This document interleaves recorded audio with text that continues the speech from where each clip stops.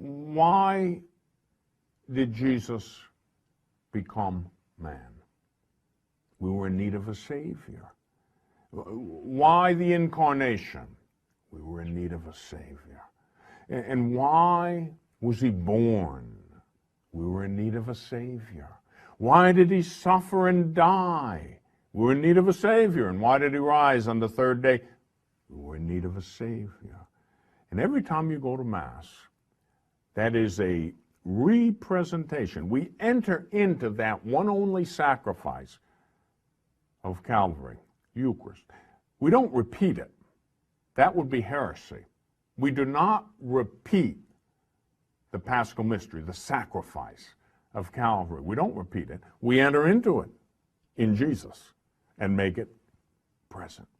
It's the same sacrifice offered in an unbloody manner every time we go to Mass. It goes all the way back to when the Word became flesh and dwelt among us, when he was born in that humble, poor, cold stable in Bethlehem, the house of bread. Recall all these things. Interiorize these things. Allow these things to purify you and strengthen you and change your spiritual life for the better. Remember, God has given us the gift of time. If you're 8 years old, if you're 80 years old, God has given you a certain amount of time.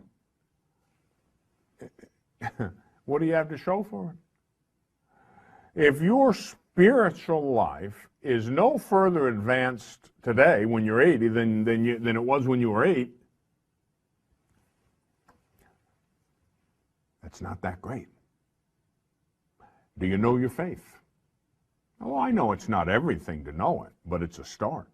You ought to know it. You ought to study your faith.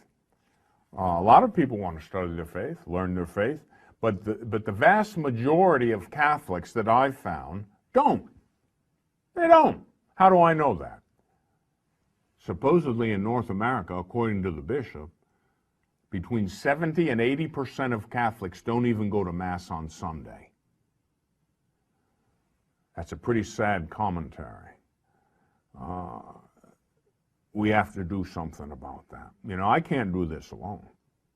Everybody who's watching this has a certain obligation to hand it on.